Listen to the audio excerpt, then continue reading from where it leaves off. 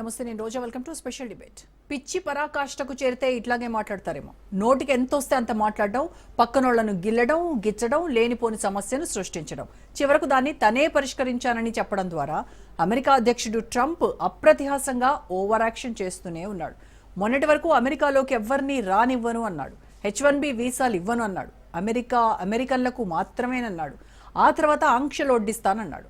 అమెరికాకు వచ్చే వస్తువులన్నీ అమెరికాలోనే తయారు చేయాలన్నాడు. చివరకు మాట వినడం లేదని ఇష్టానుసారంగా 100% వరకు సుంకాలు విధించాడు. ఇలా రెచ్చిపోతూ ప్రపంచాన్ని ఆగమాగం చేశాడు. రష్యా యుద్ధం బూచి చూపించి అమెరికాకు లాభం చేయాలనుకున్నాడు. కాదు తనకు, తన క్రిప్టో కరెన్సీ వ్యాపారానికి దన్నుగా నిలవాలన్నాడు. వినకపోతే సుంకాలతో మోదేశాడు. ఇప్పుడు తాజాగా అణు పరీక్షలు చేయాలంటూ శాస్త్రవేత్తలకు ఆదేశాలిచ్చాడు. అంతా బాగానే ఉంది, కానీ 3 దశాబ్దాల క్రితం తయారీ పరీక్షలు జరిపిన అమెరికాకు ఇప్పుడు ఆ సామర్థ్యం ఉందా లేదా అన్నది కూడా పెద్ద డౌట్. అయితే ట్రంప్ వ్యాఖ్యల తర్వాత కొత్త రచ్చ సాగుతోంది.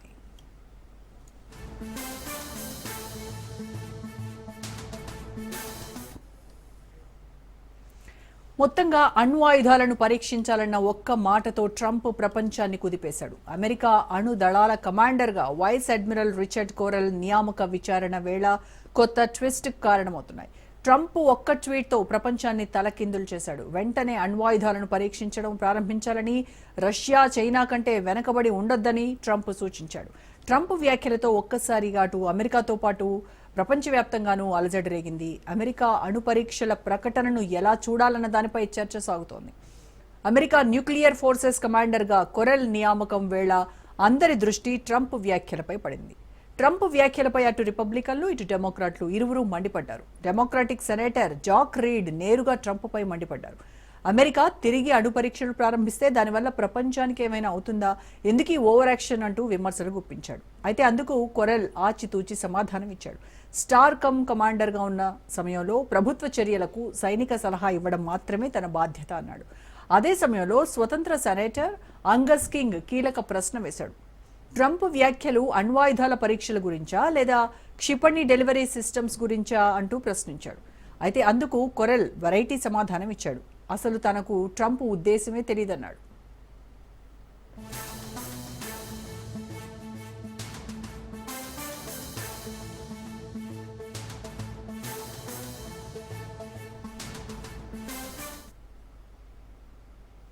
అమెరికాలో 33 ఏళ్ల అణు నిషేధాన్ని ఎత్తేస్తారా అన్న చర్చ మళ్లీ మొదలైంది. 1992లో అమెరికా చివరిసారి అణుపేలుడు పరీక్ష జరిపింది. నాటి నుంచి భూగర్భ అణు పరీక్షలపై 33 ఏళ్ల తాత్కాలిక నిషేధం కొనసాగుతోంది. ఇప్పుడు ట్రంప్ వ్యాఖ్యలతో ఆ నిషేధం ముగిసే ప్రమాదం కనిపిస్తోంది. ట్రంప్ తాజా స్టేట్మెంట్ ప్రపంచ అణ్వాయుధ పోటీని మళ్లీ రగిలిస్తోందన్న విమర్శ వినిపిస్తోంది. ఇది ప్రచ్ఛన్న యుద్ధం నాటి భయాలను తిరిగి పెంచుతుందా అన్న అనుమానం కలుగుతోంది. అమెరికా పరీక్షలు తిరిగి ప్రారంభిస్తే లాభం తక్కువ, నష్టం ఎక్కువ అని union of concerned scientist director Tara Drozdenko అన్నారు. అణు ఆయుధాల వల్ల పెద్దగా లాభం ఉండదన్నాడు. తాజా వ్యాఖ్యలు, పరిణామాలతో ఈ మొత్తం వ్యవహారంపై ట్రంప్ వ్యూహం ఉందా, చైనాపై ఒత్తిడా అన్న అంబిగ్విటీ నెలకొంది. అణు పరీక్షల కామెంట్స్ ద్వారా రష్యా, చైనాకు సందేశం పంపాలనుకున్నారని మేధావులు భావిస్తున్నారు. చైనా అధ్యక్షుడు షీ జిన్పింగ్తో సమావేశానికి ముందు ట్రంప్ చేసిన ఈ ప్రకటన యాదృచ్ఛికమేం కాదు. కానీ చైనా, రష్యా రెండూ తీవ్ర ప్రతిస్పందన చూపించాయి. అమెరికా పరీక్షిస్తే తాము కూడా అణు పరీక్షలు చేస్తామని క్రెమ్లిన్ హెచ్చరించింది. చైనా విదేశాంగ శాఖ కూడా ఘాటుగా స్పందించింది. మతిలేని పనులు అమెరికా చేయొద్దని హెచ్చరించింది. అమెరికా ఓవర్ యాక్షన్ చేయదని తాము భావిస్తున్నామంది.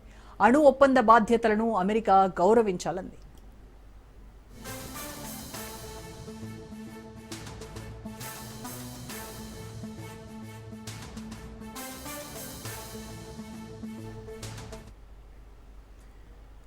అమెరికా కదలికతో ప్రయోజనం ఎవరికి అన్న దానిపై ఎక్కువ ఫోకస్ పెరిగింది. అణు పరీక్షలకు తిరిగి చేయడం వల్ల లాభపడేది అమెరికా కాదు, దాని ప్రత్యర్థులు రష్యా, చైనా, ఉత్తర కొరియా మాత్రమేనన్న వెర్షన్ ఉంది. అమెరికా అణు పరీక్షలకు తిరిగి వెళ్తే తనే 1030 పరీక్షలతో సేకరించిన డేటాను ప్రత్యర్థులకు అప్పగించినట్టే అవుతుందని ప్లోషేర్స్ ఫౌండేషన్ తెలిపింది. ప్రత్యర్థులు కొత్త డేటాతో మరిన్ని అణ్వాయుధాలు తయారు చేసే ప్రమాదం ఉంది అన్నారు.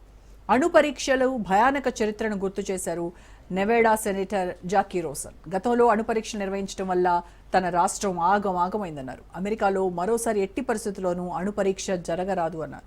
తాను అనుమతించబోను అన్నారు. ఒక్క ట్వీట్తో అణు తుఫాన్ను ట్రంప్ రాజేశాడు. ఆ వ్యాఖ్య వెనక వ్యూహం ఉందా లేక కేవలం రాజకీయ నాటకమా అన్న ప్రశ్న ఇంకా మిగిలే ఉంది. కానీ ఈ సంఘటన ఒక పచ్చి నిజాన్నైతే గుర్తు చేస్తోంది. ఈ శతాబ్దంలో యుద్ధాలు ఆయుధాలతో కాకుండా సోషల్ మీడియా మాటలతో మొదలవుతాయని స్పష్టమవుతోంది. రైట్, ఇక దీనికి సంబంధించి పూర్తి విశ్లేషణ అందించడానికి ప్రముఖ విశ్లేషకులు అంది సత్యం గారు మనతో జాయిన్. సత్యం గారు నమస్తే అండి. సత్యం గారు, ట్రంప్ చేసినటువంటి ఒక ట్వీట్ నిజంగా ప్రకంపనలు సృష్టిస్తోంది. అణు పరీక్షలు మళ్ళీ చేయాలి, మొదలు పెట్టాలి అంటే 33 ఏళ్ల అణు పరీక్ష నిషేధాన్ని ఎత్తివేస్తూ అంటే బ్యాన్ లిఫ్ట్ చేస్తూ ఈ రకమైనటువంటి నిర్ణయం తీసుకుంటుంది అని అంటే దాని వెనక పొలిటికల్ స్ట్రాటజీ ఏమైంటుంది? అంటే కేవలం చైనా రష్యాపై ఒత్తిడి పెంచేటువంటి వ్యూహమా, లేదంటే నిజంగానే ఆ దేశానికి సంబంధించినటువంటి ఆర్థిక సైనిక వీటికి సంబంధించి లాభాలు పెంచుకునేటువంటి ప్రయత్నం అంటారా?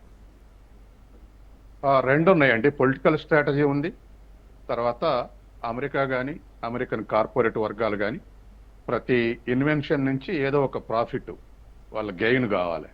ఇన్వెన్షన్ యొక్క మోటివే ప్రాఫిట్ గెయిన్ కావటం. కాబట్టి ఈ రెండు ఇమిడి ఉంటాయి. తర్వాత అమెరికన్ ప్రొడక్షన్ సెక్టార్లో ఆ ప్రొడక్షన్ సెక్టార్ అంటూ మిగిలిందంటే అది డిఫెన్స్ ఎక్విప్మెంటే. కాబట్టి డిఫెన్స్ ఎక్విప్మెంట్ ప్రైమరీ లెవెల్ నుంచి వార్ హెడ్స్ వరకు అవన్నీ కూడా ఇతర దేశాలకు అమ్ముకోవడానికి వాళ్ళ ఇన్వెన్షన్స్ ఉపయోగపడుతున్నాయి వాళ్ళకు. అయితే ఇప్పుడు లేటెస్ట్గా ట్రంప్ అన్నటువంటి విషయం ఆలోచిస్తే 92లో వాళ్ళు ఆఖరి అణు పరీక్ష జరిపారు. 96లో సమగ్ర అణు నిరోధక ఒప్పందం చేసుకున్నారు ప్రపంచం ఉన్నటువంటి అన్ని దేశాలు. దరిదాపు 9 దేశాల దగ్గర ఈ అణ్వాయుధాలు కలిగినటువంటి దేశాలు ఉన్నాయి. ఈ దేశాలన్నీ కూడా సమగ్ర అణు నిరోధక ఒప్పందం మీద 96లో ఒప్పందానికి వచ్చినాయి. అప్పటి నుంచి అణు పరీక్షలు లేవు. తర్వాత మొన్న ఉక్రెయిన్ యుద్ధం అప్పుడు రష్యాను భయపెట్టడానికి ముందు ఆంక్షలు విధించారు.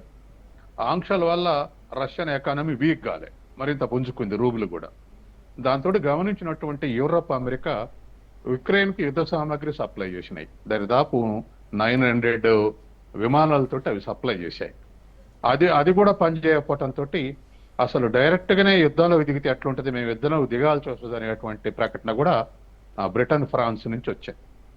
దీంతో పుతిన్ వెనక్కు తగ్గకుండా అట్లయితే నేను అణు ఒప్పందం నుంచి పక్కకు వైదొలుగుతుందని చెప్పేసి ప్రకటించారు. 23 22లో యుద్ధం ప్రారంభమైతే 23లో జరిగింది ఇది. అంటే దరిదాపు మా ఆయుధాల ఒత్తిడితోటి రష్యాను లొంగ తీసుకోవాలని ప్రయత్నం చేశారు. దానికి కౌంటర్గా పుతిన్ నేను 23లో ఒప్పందం నుంచి వైదొలుగుతున్నా, నా పని నేను చేస్తానని చెప్పేసి పుతిన్ ప్రకటించాడు. ప్రకటించిన తర్వాత అణు పరీక్షలు ఏం చేయలేదు. కానీ ఈ మధ్య కాలంలో మళ్ళీ టారిఫులతోటి తర్వాత రష్యా ఆయిల్ కొనుగోలు చేయొద్దు అనేటువంటి దాంతో యూరోప్, అమెరికా కలిసి భారతదేశం, చైనా ఆయిల్ దిగుమతి చేసుకోవద్దు అనేటువంటి స్థితికి తీసుకొచ్చారు. అంటే చివరికి యుద్ధం మిగిలింది అన్ని చేస్తున్నాయి అమెరికా కానీ యూరోప్ కానీ. ఈ పరిస్థితుల్లో ఇక యుద్ధానికి కూడా సిద్ధం అని చెప్పేసి పుతిన్ ఇండికేషన్ పంపాడు. ఇండికేషన్ పంపి అవి రెండు కూడా అణు పరీక్షలు కావు, ఆ ఆటమిక్ వార్ హెడ్స్ మాత్రమే, అంటే మిజైల్సే. కాబట్టి అవి సుదీర లక్ష్యాన్ని ఛేదించగలవు, వాటిని ఎవరు ఆపలేరని చెప్పేసి పుతిన్ ఒక ప్రకటన కూడా ఇచ్చాడు. దాంతో ఇవాళ ట్రంప్ ఇట్లా అయితే నేను కూడా అణు ఒప్పందం నుంచి పక్క దొరికి మీరు అణువాయుధాలు తయారు చేయండి అని చెప్పేసి అమెరికాలో కోరలేనటువంటి అతన్ని ఆ సంస్థకు డైరెక్ట్ గా నిర్వహిస్తూ ఒక ప్రకటన చేశాడు. ఈ ప్రకటన ఒక 24 hours లో జిన్పింగ్ ని కలుస్తామనే దాని ముందు చేశాడు ఈ ప్రకటన. దీంతో ప్రపంచవ్యాప్తంగా ఉన్నటువంటి సైంటిస్టులు కానీ ఇంటెలిజెన్స్ కానీ అనుకునేది ఏమిటంటే ఇది జిన్పింగ్ తోటి ప్రెజర్ పెంచడానికి. ఇప్పుడు మనం గత ఏడాది నుంచి చూస్తాం ట్రంప్ అధికారంలోకి వచ్చిన దగ్గర నుంచి. ముందు టారిఫ్లు 200% అనటం, తర్వాత వాళ్ళని పాత ఒప్పందాలు 20%, 25% కాకుండా చైనా 47% దగ్గర నిలబెట్టడం, రేపు ఇండియాని కూడా అదే విధంగా హైప్ చేసి నిలబెట్టడం, ఇటువంటి చేసుకుంటూ వస్తున్నాడు. కాబట్టి ఈ జిన్పింగ్ మీద ఒత్తిడి పెంచడానికే ఈ ప్రకటన చేసి ఉంటాడు. వాస్తవానికి వాళ్ళ అటామిక్ వార్ అవసరం లేదు, అవసరం ఉన్న పరిస్థితులు కూడా లేవు, ఎవరు కాలు దవ్వట్లేదు. అది కేవలం ఇజ్రాయెల్, పాలస్తీనా దగ్గర కొత్త కాస్త తీవ్రమైన ఘర్షణలు జరిగినాయి తప్ప పాకిస్తాను తర్వాత ఇండియా మధ్య ఘర్షణలు 20 నిమిషాలే జరిగింది. మన వాళ్ళు ఒక 20-30 minutes ఆ లక్ష్యాలను అనుకున్న దగ్గర లక్ష్యాలు ఛేదించారు, అయిపోయింది. కాబట్టి ఇటువంటి పరిస్థితుల్లో ఆటమిక్ వార్ అనేంత సీరియస్నెస్ ఎక్కడ లేదు. కానీ రష్యా మీద ఒత్తిడి పెంచడానికి, చైనా మీద ప్రెజర్ అంటే జిన్పింగ్ తోటి చర్చల్లో ప్రెజర్ పెంచడానికే ఈ మాట అని ఉంటాడు అనేది అయితే జనరల్ గా కొంతమంది నడుస్తున్నటువంటి విషయం. నిపుణులు ఏం చెప్తున్నారంటే సార్, ఇప్పుడు 37 ఏళ్లుగా ఉన్నటువంటి ఈ బ్యాన్ ఇప్పుడు ఎత్తివేస్తే ప్రపంచంలోనే మళ్ళీ న్యూక్లియర్ రేస్ మొదలయ్యేటువంటి ఛాన్సెస్ ఉన్నాయి. సో కోల్డ్ వార్ భయం కూడా మళ్ళీ మనం తిరిగి మళ్ళీ ఇది మన దగ్గరకు వచ్చేటువంటి అవకాశం ఉంది అనేది కొంతమంది చెప్తున్నటువంటి వాదన. అయితే అయితే దానికి కూడా ఇవాళ ఆ ప్రకటన ఇవ్వగానే, ట్రంప్ ఆ ప్రకటన ఇవ్వగానే రష్యా, చైనా పిచ్చి పట్టిందని చెప్పేసి ప్రకటించినాయి. అవసరం లేదు, మీరు బ్రేక్ చేసి అవి ప్రారంభిస్తే మేము కూడా ప్రారంభిస్తామని ఈ రెండు దేశాలు ప్రకటించినాయి. తర్వాత విత్ ఇన్ ది అమెరికా కూడా రిపబ్లికన్, డెమోక్రాట్స్, అధికార పార్టీ, ప్రతిపక్ష పార్టీలు కూడా ట్రంప్ చేసే పిచ్చి పని చేయొద్దు అని చెప్పేసి అక్కడ కూడా రెండు ప్రధాన రాజకీయ పక్షాలు ట్రంప్ను వ్యతిరేకిస్తూ ప్రకటించినాయి. అట్లాగే గతంలో పరీక్షలు చేసిన రాష్ట్రానికి చెందినటువంటి సెనేటర్ కూడా మా రాష్ట్రం అంతా నాశనం అయింది, ప్రకృతి నాశనం అయింది, ఎన్విరాన్మెంట్ నాశనం అయింది, మా రాష్ట్రంలో మళ్ళీ అటువంటి పరీక్షలు పెడితే మేము ఒప్పుకోమని కూడా ప్రకటన చేశాడు. తర్వాత రెండోది, ఈయన అణు పరీక్షలు అన్నాడా, అంటే మనం పోఖ్రాన్లో చేసిన లాగా అణు పరీక్షలు అన్నాడా, లేక ఆటమిక్ మిసైల్స్ అన్నాడా అనేటువంటిది ఏమిటని ప్రెస్ అడిగితే కొత్తగా నియమించినటువంటి కోరెలు ఆయన ఏమన్నాడో నాకు ఇప్పటికీ తెలియదు, దాని మీద క్లారిటీ లేదని ఆయన ప్రకటన ఇచ్చాడు. కాబట్టి రష్యన్ చేసింది మిసైల్సే కాబట్టి అణు పరీక్షలు కావు కాబట్టి మరి ట్రంప్ మనసులో ఏముంది అనేటువంటిది ఒకటి. రెండవది, ఇప్పటికు ప్రపంచంలో ఉన్నటువంటి అణ్వాయుధాల్లో దరిదాపు 70% ఆ రెండు దేశాల దగ్గరే ఉన్నాయి. దాదాపు 5,600 రష్యా దగ్గర ఉన్నాయి, 5,200 అమెరికా దగ్గర ఉన్నాయి, ఒక 290 ఫ్రాన్స్ దగ్గర, మన బ్రిటన్ దగ్గర, ఇండియా దగ్గర 180, పాకిస్తాన్ దగ్గర 170, ఇజ్రాయెల్ దగ్గర కొన్ని, తర్వాత ఉత్తర కొరియా దగ్గర ఒక 50, ఇట్లా ఒక 9 దేశాల దగ్గర ఇవాళ ఆటమిక్ పవర్ ఉంది. ఇవి దీంట్లో కూడా ఇంకా కూడా రష్యా, చైనా దగ్గర ఉన్నటువంటి వాటిని కూడా సబ్స్టిట్యూట్ చేయాలన్నటువంటి న్యూస్ కూడా వచ్చింది. అంటే పాత సబ్స్టిట్యూట్ చేయాల్సి వస్తుంది. దాదాపు రష్యా, అమెరికా దగ్గర ఉన్న అణ్వాయుధాల్లో సుమారు 1000కి పైగా, ఒక దేశంలో 1200, ఒక దేశంలో 1400 రిప్లేస్ చేయాల్సి వస్తాయి, ఏటికి ఉపయోగపడవని అన్నారు. కాబట్టి ఆ సంఖ్య వాస్తవానికి పనిచేసే వరకల్లా ఆ సంఖ్య తగ్గే అవకాశం ఉందన్నారు. అట్లాగే చైనా థర్డ్ ఫోర్స్ ఉన్నటువంటి చైనా దగ్గర ఉన్నాయి 600 మాత్రమే. కాబట్టి ఇవాళ ఉన్నటువంటి పరిస్థితుల్లో మళ్ళీ రష్యా, అమెరికా అణ్వాయుధాలలో పోటీ పడితే ఇవి కూడా ఇంకా పెంచుకునే అవకాశం ఉంది. అయితే ఆ స్థాయికి ట్రంప్ తీసుకుపోతాడని నేను అనుకోను. ఎందుకంటే చైనా ఇప్పుడు అమెరికాని, రష్యాని రీచ్ అయ్యేటువంటి స్థితిలో లేదు. చైనా ఆర్థిక వ్యవస్థ మీదనే బాగా కాన్సన్ట్రేట్ చేస్తుంది. అట్లే రష్యా ఆ స్థితిలో ఆర్థిక స్థితి లేదు. సోవియట్ ఉన్నప్పుడు ఉన్న పవర్ వేరు, ఎకనామిక్ పవర్. ఇప్పుడు ఉన్నటువంటిది with in the Russian purchasing power parity ద్వారా అయితేనే ఒక $6 ట్రిలియన్ ఎకానమీ, $7 ట్రిలియన్ ఎకానమీ.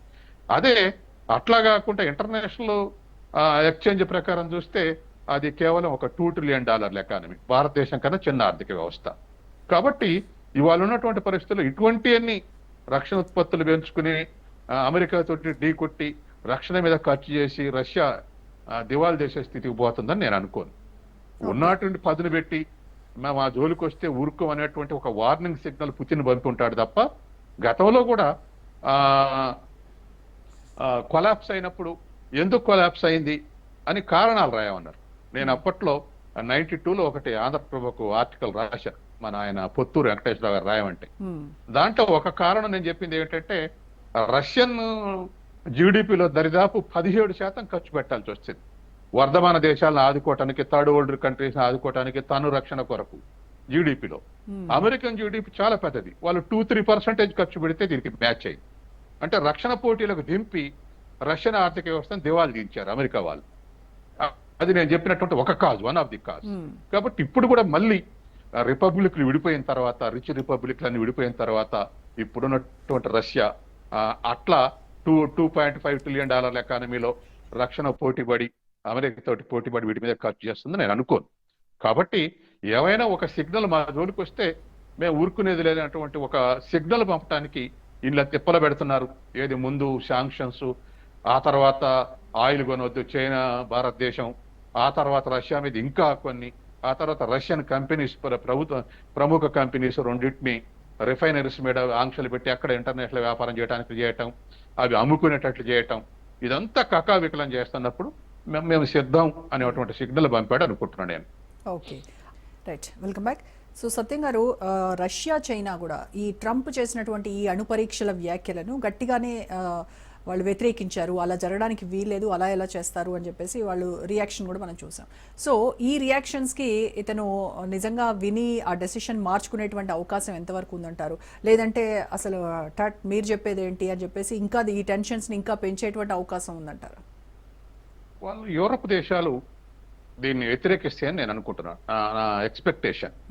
ఎందుకంటే యూరప్ దేశాలు కూడా ఇవాళ ఫైనాన్షియల్ గా రెసిషన్లు ఉన్నాయి.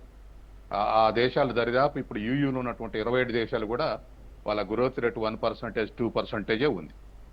ఈ పరిస్థితుల్లో ఈ ఆయుధ పోటీని పెంచి అన్ని ఆర్థిక వ్యవస్థలు కకావికలమైన స్థితి రావాలని కోరుకుంటే అని అనుకోను నేను. కాబట్టి దాని మిత్ర దేశాలు, నాటో దేశాలు కూడా ట్రంప్ ను వ్యతిరేకిస్తాయి ఈ ఆస్పెక్ట్ లో. తర్వాత ఈఎన్ఓ కూడా వ్యతిరేకిస్తుంది అనుకుంటున్నాను నేను. కాబట్టి ఈ విషయంలో బహుశా చైనా సలహా ఇస్తుంది పుతిన్ ని కూడా వెనక్కు తగ్గమని. ఎందుకంటే ఇది వరల్డ్ వైజ్ ఉన్నటువంటి ప్రోగ్రెస్ మీద దీని ప్రభావం పడుతుంది. ఇప్పటికే అన్ని దేశాలు ఒకళ్ళ మీద ఒకళ్ళ అనుమానంతో డిఫెన్స్ ఎక్స్పెండిచర్ పెంచుకుంటూ పోతున్నారు. మన దేశంలో అయితే ఏ హెడ్ కు ఇంత లేదు, దరిదాపు 7 లక్షల కోట్లు 8 లక్షల కోట్లు డిఫెన్స్ ఎక్స్పెండిచర్ చేయాల్సి వస్తుంది. పక్కన చిన్న పాకిస్తాన్ మనకు శత్రువు అయినందుకు. కాబట్టి ఇప్పుడున్నటువంటి పరిస్థితుల్లో ఇట్లా ఖర్చు చేయాలి అన్ప్రొడక్టివ్ ఎక్స్పెండిచర్ అనేటువంటిది అవసరం అని చెప్పేసి ఏ దేశం భావించదు. దానికి ఒక ఇండికేషన్ ఇవ్వాలి. నేను ఇంతకుముందు చెప్పినట్టుగా విత్ ఇన్ అమెరికాలో కూడా రిపబ్లిక్ డెమోక్రటిక్ పార్టీస్ వ్యతిరేకిస్తున్నాయి. ఇది మళ్ళీ అటువంటి దాంట్లోకి తీసుకెళ్ళొద్దు అమెరికానని. ఎందుకంటే ఇవాళ అమెరికా కూడా సుఖంగా లేదు. ఎందుకంటే దరిదాపు 123% పబ్లిక్ డెట్ ఉంది ఇది జీడిపి. కాబట్టి అధిక అప్పులున్న దేశాల్లో అమెరికా కూడా ఒక దేశం. దాని జీడిపి $30 ట్రిలియన్ అయితే దాని అప్పులు $37 ట్రిలియన్. కాబట్టి ఇటువంటి పరిస్థితుల్లో ఈ పోటీకి లాగటం అనేది వాస్తవానికి యుద్ధం చేసిన దానికన్నా ప్రమాదం. ఈ పోటీలోకి లాగితే ఆర్థిక వ్యవస్థల మీద మొత్తం మీద ఆ భారం పడేటువంటి అవకాశం ఉంది.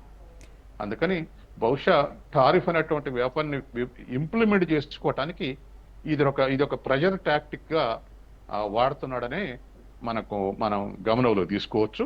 అందుకే వరల్డ్ వైడ్ సైంటిస్టులు కానీ లేకపోతే ఇంటెలిజెన్సియా కానీ ఏదైనా వెంటనే నెగిటివ్ రియాక్ట్ అయింది వరల్డ్ వైడ్ గా. ఒక్కళ్ళు కూడా పాజిటివ్ రియాక్ట్ అయినట్టు నేను చూడలే. అందుకని ఇప్పుడున్న పరిస్థితులు ఇంత ఒత్తిడిని కూడా కాదని తన ఆ మూర్ఖత్వానికి పోతుందని నాకైతే అనిపించట్లేదు.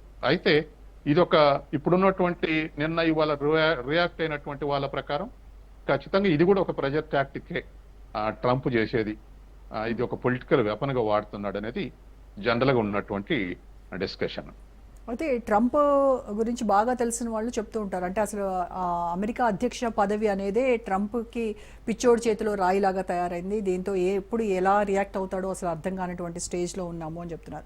మరి నిజంగా కనుక అమెరికా మళ్ళీ ఈ న్యూక్లియర్ టెస్ట్ కనుక చేస్తే కనుక అది ఎవరికి లాభం అంటారు? అమెరికాకా, రష్యాకా, చైనాకా, నార్త్ కొరియాకా, ఎవరికి లాభం? సైంటిస్టులు ఒక సూచన చేశారు.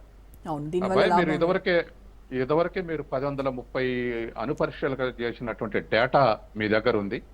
ఇప్పుడు మళ్ళీ అణుపరీక్ష చేస్తే ఆ డేటా అంతా బయటకు వస్తుంది, చైనాకు రష్యాకు తెలిసిపోతుంది. అంతకన్నా పవర్ఫుల్ వెపన్స్ ని ఈ 2 దేశాలు, ఉత్తర కొరియా 3 దేశాలు తయారు చేసి ఇంకా అగ్రెసివ్ గా ఎఫెన్స్ లోకి పోయే అవకాశం ఉంది. వాళ్ళు లాభపడే అవకాశం ఉంది, వాళ్ళ ఎఫెన్స్ లో ఉండే అవకాశం ఉంది ఇప్పుడున్న దానికన్నా కూడా. కాబట్టి ఇది వద్దని చెప్పేసి ఆ ఆస్పెక్ట్ టెక్నికల్ ఆస్పెక్ట్ ఆలోచించే వాళ్ళు ఇచ్చినటువంటి స్టేట్మెంట్. కాబట్టి తర్వాత ఇంకోటి కూడా, ఇవాళ తనకు ఆర్థిక శత్రువు చైనా. కాబట్టి ఆర్థిక శత్రువు చైనా డిఫెన్స్ లో పోటీ పడట్లేదు, వాళ్ళు సైంటిఫిక్ ఇన్వెన్షన్స్ వల్లే పోటీ పడుతున్నారు. కాబట్టి ఇప్పుడున్నటువంటి పరిస్థితుల్లో చైనా ఆర్థిక వ్యవస్థని దాంట్లోకి లాగితే వాళ్ళు అంత తేలికగా ముందుకు వస్తారని నేను అనుకోను. వాళ్ళ కాన్సన్ట్రేషన్ అంతా ఎకనామిక్ డెవలప్మెంట్ మీదనే ఉంది. దరిదాపు 2030 కల్లా అమెరికన్ జీడిపిని ఓవర్టేక్ చేయాలని ఆబ్జెక్టివ్ పెట్టుకొని పనిచేస్తారు. ఇప్పుడు వాళ్ళది $20 ట్రిలియన్, వీళ్ళ $30 ట్రిలియన్. 30 కల్లా ఓవర్కమ్ కావాలని చెప్పేసి ఒక లక్ష్యం పెట్టుకొని పనిచేస్తారు. కాబట్టి అదేమైనా డిస్టర్బెన్స్ చేయడానికి రకరకాల డిస్టర్బెన్సెస్ చేయటానికి ట్రంప్ ప్రయత్నం చేస్తున్నాడు ఆర్థికంగా. హ్మ్. తర్వాత రష్యా మాత్రం అది ఇవాళ ఎకనామిక్ ఫోర్స్ కాదు, కానీ డిఫెన్స్ గా తనను తాను రక్షించుకునే శక్తి ఉంది. పోయి పాలస్తీనా తరపున యుద్ధం చేయటం, లేకపోతే ఇరాన్ తరపున యుద్ధం చేయటం అని మనం ఎక్స్పెక్ట్ చేశాం. పాలస్తీనా తరపున అనుకోలేదు, కానీ ఇరాన్ తరపున రంగంలో దిగుద్దు అనుకున్నాం మనం, కానీ రంగంలోకి రాలేదు. కాబట్టి అది ఒక ఇండికేషన్. ఇరాన్ తన మిత్రుడైనటువంటి ఇరాన్ రిస్క్ లో ఉంటే కూడా ప్రత్యక్షంగా యుద్ధంలోకి రాలేదని అమెరికా వచ్చింది. ఇజ్రాయెల్ తరపున అమెరికా డైరెక్ట్ గా 4-5 మిజైల్స్ ఉపయోగించారు ఇరాన్ మీద. ఇజ్రాయెల్ టార్గెట్లు తప్పుతున్నాయి అనుకున్నప్పుడు, కానీ రష్యా కౌంటర్ ఇన్వాల్వ్ కాలేదు. దాన్ని బట్టి మనకు ఒక ఇండికేషన్, ప్రత్యక్షంగా యుద్ధం చేసే స్థితిలో రష్యా లేదు. తనను తాను కాపాడుకోవటానికి మాత్రమే పుతిన్ ఇటువంటి టెస్ట్ చేశాడు అనేది మనకు అర్థం అవుతుంది. ఎందుకంటే ఇప్పుడు ఇక ఆఖరి ఆప్షన్ ఏమిటంటే అమెరికాకు రష్యాను దారి తీయటానికి యుద్ధమే అన్నంత స్థితికి తీసుకొచ్చాడు. ముందు శాంక్షన్స్ అన్నాడు, తర్వాత నాటోలో చేర్చుకోమన్నాడు, ఆ తర్వాత ఇంకా క్లారిటీ ఇవ్వట్లేదు, ఆ తర్వాత అనేక శాంక్షన్లు యూరోప్ నుంచి పెట్టాడు, ఆ తర్వాత చైనా రష్యా మీద ఇప్పుడు శాంక్షన్స్ తోటి టారిఫ్ల తోటి ఆ నుంచి తగ్గించుకునే పరిస్థితి తెచ్చాడు. తర్వాత ఇప్పుడు రిఫైనరీలు ఇంటర్నేషనల్ మార్కెట్ నుంచి పక్కకు తప్పుకునేట్టుగా రష్యన్ రిఫైనరీల మీద ఒత్తిడి తెచ్చాడు. అట్లాగే పవర్ఫుల్ రిఫైనరీలు ఉన్నటువంటి భారతదేశంలో దరిదాపు ఇవాళ అంబానీ, తర్వాత నయారా, ఈ 2 సంస్థలకు కూడా ఇవాళ ఇంపోర్ట్ చేసుకోవటానికి ఇంకొక వేరే మార్కెట్లు ఎత్తుక్కోవాల్సి వస్తుంది. వీళ్ళకు కూడా దరిదాపు డిసడ్వాంటేజ్ క్రియేట్ చేశాడు. ఇన్ని చేసిన తర్వాత ఇక రష్యా మీద తర్వాత ఇంకోటి కూడా ఒక 2000 తొమక్కు అన్నటువంటి మేము సప్లై చేస్తామని, మళ్ళీ మాకు కొరత ఏర్పడుద్ది అని మళ్ళీ ఒక మాట అన్నాడు, ఏది ఉక్రెయిన్ కు. కాబట్టి ఏదేమైనా అన్ని టాక్టిక్స్ ప్రయోగించి రష్యాను సరెండర్ చేసుకోవాలనేది ట్రంప్ యొక్క వ్యూహం. అది తనను తాను రక్షించుకోవడానికి సిద్ధం అనే దానికి ఆయన పుతిన్ ఇండికేషన్ ఇచ్చాడు. ఇప్పుడు ఏదేమైనా ప్రపంచవ్యాప్తంగా ఎవరు కూడా ఈ అణుపరీక్షల్ని కోరుకోవట్లే, అణువాయుధాలను కోరుకోవట్లే. ఎందుకంటే వాటిని అనుభవించి చూశారు. అట్లా అనుభవించిన వాళ్ళు ఈ జనరేషన్లే ఉన్నారు. ఎందుకంటే దరిదాపు 96 దానికి ఈ పోటీ గురించి విపరీతమైన టెన్షన్స్ వరల్డ్ వైడ్ ఉండేవి. వాటి నుంచి కాస్త ఉపశమనంతో ఉంది ప్రపంచం. మళ్ళీ ఇప్పుడు ట్రంప్ మొదలు పెడితే అన్ని దేశాలు దాంట్లోకి లాభపడతాయి. ఇక మళ్ళీ ఇన్సెక్యూరిటీ ఫీల్ కావాల్సి వస్తుంది, వరల్డ్ వైడ్ గా ఇన్సెక్యూరిటీ ఫీల్ కావాల్సి వస్తుంది. ఇప్పుడు సైంటిస్టులు కూడా చాలా గట్టిగా అపోజ్ చేస్తూ ఉన్నారు, ఒక రకంగా వార్నింగే ఇస్తూ ఉన్నారు. ఈ అణు పరీక్షల వల్ల ఎన్విరాన్మెంట్ దెబ్బతింటుంది, అలాగే ప్రజలు దీర్ఘకాలిక అనారోగ్య సమస్యలు ఎదుర్కోవాల్సి ఉంటుంది, అసలు టోటల్గా ప్రపంచ భద్రతకే ఇది పెను ముప్పుగా మారేటువంటి ప్రమాదం ఉంది, అసలు దీనివల్ల వచ్చేటువంటి ప్రాఫిట్ అయితే గెయిన్ ఏమీ లేదు 0%, బట్ లాస్ మాత్రం 100% ఉంటుంది. కొత్త టెస్ట్ వల్ల పెద్ద రిస్క్ తీసుకోవడం తప్ప దానివల్ల ఒరిగేది ఏం లేదని చెప్తున్నప్పటికీ కూడా 2026లో యుఎస్ ఒక టెస్ట్ చేయబోతుందని, తర్వాత 2027లో రష్యా 2 టెస్టులు చేయబోతోంది, 28లో చైనా 3 టెస్టులు చేయబోతుంది అనేది ఇది మన ఫ్యూచర్ సినారియో చెప్తున్నటువంటిది. సో మరి ఇంకా ఎన్ని నష్టాలు చూడాల్సి ఉంటుంది అంటారు ఇది కనుక జరిగింది? ఇవాళ మనకు లివింగ్ ఎగ్జాంపుల్ ఉంది కదా, 45లో అమెరికా జపాన్ మీద విడిచినటువంటి నాగసాకి, హిరోషిమా. అవును, అది ఇప్పటికి కూడా వెంటాడుతుంది. దరిదాపు 45 నుంచి అంటే 75-80 ఏళ్ళు అయిన తర్వాత కూడా ఇప్పుడు కూడా వెంటాడుతున్నాయి వాళ్ళని అక్కడ. కాబట్టి ఇప్పుడున్నటువంటి పరిస్థితిలో ఇవి ఎన్విరాన్మెంట్ ఇప్పటికే బియాండ్ కంట్రోల్ ఎన్విరాన్మెంట్ కష్టంగా ఉందని చెప్పేసి వరల్డ్ వైడ్ గా ప్యారిస్ అగ్రిమెంట్ చేసుకున్నారు. ఎన్విరాన్మెంట్ ప్రొటెక్షన్ కోసమే 2015లో ప్యారిస్ అగ్రిమెంట్ జరిగి 180 దేశాలు సంతకాలు పెట్టి దాన్ని ఇంప్లిమెంట్ చేస్తున్నటువంటి క్రమంలో ట్రంప్ వచ్చి మా దేశానికి నష్టం ఈ అగ్రిమెంట్ ఉంటేనే పక్కకు వదిలిగాడు. గతంలో మొదటిసారి పక్కకు వదిలితే బిడెన్ ఒక వాగ్దానం చేసిండు, నేను అధికారంలోకి వస్తే మొదటి సంతకం దాంట్లో చేరటమేనని. ఆయన చేరాడు కూడా ప్యారిస్ అగ్రిమెంట్ లో. మళ్ళీ ఇప్పుడు ట్రంప్ రాగానే బయటికి పోయాడు. అంటే ఎన్విరాన్మెంట్ ని డిసాస్ట్రస్ క్రియేట్ చేసే దాంట్లో ఇటువంటివన్నీ వస్తున్నాయి. కాబట్టి 1945s 1960s 70s లో ఉన్నటువంటి ప్రపంచం వేరు, ఇప్పుడున్నటువంటి ప్రపంచం వేరు. ప్రజలు ఇంకా చైతన్యవంతులై ఉన్నారు, చైతన్యవంతులు అవుతున్నారు. ఒక్క ట్వీట్ తోనే మొత్తం అంతా స్టాక్ మార్కెట్స్ షేక్ అయ్యాయి. చైనా, రష్యా అయితే అలర్ట్ మోడ్ లోకి వెళ్ళిపోయినటువంటి సిచ్యువేషన్. అంటే సోషల్ మీడియా ద్వారా కూడా వార్స్ జరుగుతాయి, బాంబులే కాదు, సోషల్ మీడియా ఒక ట్వీట్ కూడా వార్లు సృష్టిస్తుంది అనడానికి ఇంత కీ రోల్ ప్లే చేస్తోంది సార్ సోషల్ మీడియా. 90s లో ఏ దేశానికి ఆ దేశమే వాళ్ళ డెవలప్మెంట్స్ ఉన్నాయి. ఇప్పుడు వచ్చేవరకల్లా ఈ వరల్డ్ ఇంటిగ్రిటీ పెరిగింది. అంటే ఒక దేశం మీద ఒక దేశం ఆధారపడేటువంటి ఆర్థిక వ్యవస్థ పెరిగింది. అంటే కోఆర్డినేషన్ బిట్వీన్ నేషన్స్, పర్టికులర్గా ఎకనామిక్ ఆస్పెక్ట్ లో బాగా పెరిగింది. ఇప్పుడు ఏ దేశమైనా ఏ దేశానికి ట్రబుల్ ఇచ్చినా అన్ని దేశాలు సంక్షోభానికి వచ్చేటువంటి పరిస్థితి ఉంది. ఇప్పుడు ప్రొడక్షన్ సెక్టర్ లేనటువంటి అమెరికా అన్ని దేశాల నుంచి దిగుమతి చేసుకుంటుంది, Yeah. ప్రశాంతంగా ఉన్నారు. ఇప్పుడు సడన్ గా నేను టారిఫ్లు పెంచుతా మా దేశం రానివ్వని అంటే వరల్డ్ వైడ్ గా అన్ని దేశాలు కూడా అలజడికి లోనైనాయి. ఇటువంటి పరిస్థితి ఇవాళ ఒక అణుపరీక్ష జరిగితే అన్ని వరల్డ్ మొత్తం మార్కెట్లు దరిదాపు కొలాప్స్ అయ్యే పరిస్థితి ఉంది. అసలు ఆ వార్తలు చేస్తే ఇవాళ చూస్తున్నాంగా మనం. అవును. ఇప్పుడు ఒకడు వచ్చి నాశనం చేయాల్సిన పని లేదు. ఒక ప్రకటన ఇస్తే మన దగ్గర 10-15 లక్షల కోట్లకు ఆవిరైపోతున్నాయి స్టాక్ మార్కెట్ లో. వరల్డ్ వైడ్ గా ఇంకా మనకన్నా ఆర్గనైజ్డ్ మార్కెట్లు ఉన్నాయి, పెద్ద మార్కెట్లు ఉన్నాయి. అవి ఇంకా ఎక్కువ $1 ట్రిలియన్ కూడా కొలాప్స్ అయ్యే అవకాశం ఉంది. కాబట్టి ఆర్థికంగా కూడా ప్రపంచం సంక్షోభాన్ని దారితీసే అవకాశం ఉంది. యుద్ధం జరిగితేనే సంక్షోభానికి లోను కావాల్సిన అవసరం లేదు. సో మొత్తం మీద ఒక టెస్ట్ తో గెలిచేదేమీ లేదు, మన కోల్పోయేదే మన భూమి, అలాగే మన భవిష్యత్తును కోల్పోవడం తప్ప దీనివల్ల ఒరిగేది ఏమీ లేదు అని ప్రతి దేశం కూడా ఆలోచించాల్సినటువంటి పరిస్థితి. Thank you so much Satya.